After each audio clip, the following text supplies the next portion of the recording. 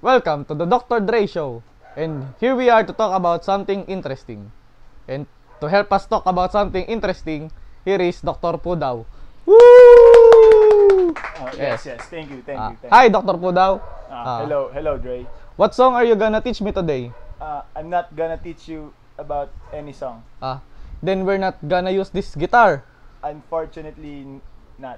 I brought this back from Valenzuela, and I'm sorry to hear, but we don't need it. Then. What are we gonna talk about today? We're gonna talk about muscle dystrophies and other diseases of our muscular system. That are my favorite song. That's not a song, Andre. That's a disease. Oh, then that's my favorite disease. Yeah, okay. We are here to talk about, as I said, muscular disease. There are two forms of muscular disease. There is the primary and the secondary. First, the primary is caused by genetic disorders, such as the Turner syndrome and other diseases we discussed earlier. First example of the primary disease is the Duchenne syndrome. Can you pronounce that for me? Okay, never mind. It's the most common muscle disease around. It's very common. It's 1 in 3,500 births. And unfortunately, we have no treatment for this disease because prenatal diagnostics is not yet possible. And the usual victims don't live past their 20s. Do you know that? Oh no, that's horrible. Yes, that's very horrible. And they have difficulty standing up or even sitting down. That's very bad. Then they can Very play the dangerous. guitar. Yes, they can play the guitar, unfortunately. And what else? The symptoms are usually at 18 months, the victims can't walk, unlike the normal children. And the cause of this disease is the X, The X chromosome of the female, and 50% is usually male and female. So in every fertilization process, there is a 50% chance of a male carrier and a 50% chance of a female carrier because, as I have said, it is X-linked. The disease is caused by an X-linked recessive trait, and that's it. The X. The X. Remember the X chromosome. The X. And Dre, another fact about the Duchenne disease is it's more common in males than female. When a female organism or female human being is infected by the Duchenne disease, it's not called the Duchenne disease. Can you guess what? What's the name? What is it called? It's the Turner syndrome. Like the singer, you know Turner the singer? Turner singer. It's much easier to pronounce than that disease. Yes. It's most common. Yes. And yes. Dre, a while ago, I talked about the primary muscle diseases. Now, we will talk about the secondary. Secondary. Yes, the secondary. Muscle disease. Example of this is the tetanus. You know the tetanus? Yes, the tetanus. The one you get from Yes, kaderder, kalawangs, yes. and pacos. Yes. The main cause of this infection is caused by a neurotoxin called tetanus plasmid, produced by the bacteria Clostridium tetani. Tetanus occurs when, as you have said, we have through a cut or deep wound. That is where the bacteria enters the body. Yes. And as the infection progresses, the victim experiences muscle spasms in the jaw, This is called the lockjaw. And it's very simple how to prevent tetanus. Usually, we just it is treated by a vaccine. It's very Yes. available in the market. Vaccine. Yes, it's more it's less serious than the disease I explained to you earlier. Yes. The Duchenne. See. The Turner Duchenne for the disease. girls. Turner for the girls. Yes.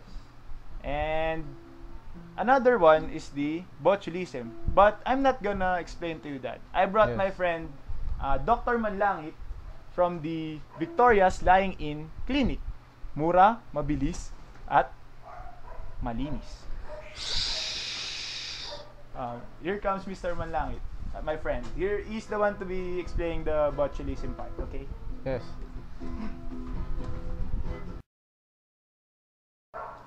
Good day. We have here Mr. Manlangit. I mean, Dr. Manlangit. Hi, Dr. Dre. Hi, Dr. Manlangit. Hi, people of the Philippines. We're gonna talk about some interesting stuff today. What are we gonna talk about today, Mr. Today, Manlangit? Dr. Dre, we're going to talk about botulism. Botulism. Sounds like batchoy. Yes, it may sound like batchoy, but it is not as good. Actually, it's really bad. Really bad. Really bad. You see, botulism comes from the bacteria Clostridium botulinum. It usually the Clostridium botulinum usually comes from spoiled food when it's left in the open. This is where the bacteria grows, releasing botulating toxins.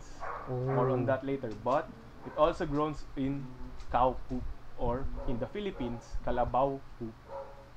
Kalabaw po. Yes, poop. See, when botulism occurs, the brain cannot produce acetylcholine. Not the brain, but the muscles. They do not have the acetylcholine, which is used for movement and contraction of the body, of the muscles. You see, without this, the part of that muscle without the acetylcholine is paralyzed. You see, Yes. and usually people get botulism during in the place of the New Year. Yes, it's because when people use the papotox, yes, the explosives, Yes. they usually have carabao poop in it for stronger explosion. When it explodes, sticks to your skin sometimes, and when that kalabaw poop is contaminated with the Clostridium botulinum, then you will have botulism. That's why fireworks are very dangerous. Aside from the explosions, Yes. the cow poop. The cow poo.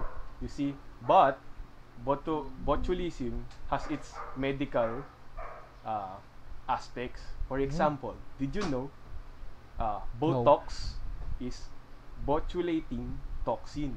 Ooh. You know what Botox is? What makes Yes. those Those Demi Hollywood Moore? actors, Yes, actresses. actresses. Demi Moore. Look, she's still young, but she goes out with Ashton Kutcher Ooh. because of that Botox. You see, Botox. when they inject Inject. the botulating toxin inside the skin, so it will botulate. It will Botulate. it will paralyze. Yes. So when this happens, it will become smooth without wrinkles. Oh. So they look very young. Oh. But to the only time you can reverse that process is within around 10 days within the when the bacteria affects your body, because after that it's permanent, cannot move anymore. That's why those who have Botox cannot smile wide. They don't have smiley Colgate days. Yes. They can't do this. See that? So that's it. That's botulism in a Yes. nutshell. Yes. Thank you, Dr. Manlangit. Uh, Woo! Thank you. Well, here we are again with Dr. Pudao. Yes. We are about to conclude our show. Any last words? Can I take my sponsors? Sure. Yes. Go ahead. I'd like to thank Nike for the shirt, Mossimo Jeans for my pants, and Lacoste footwear for my shoes, and the Marco Residence for this stethoscope. Yes. That's all. Thank you, Marco. And hope you learn many things today. And kids, study this at home. It's really fun. And dangerous. Yes. Dangerous. Gitara ko. That concludes our show.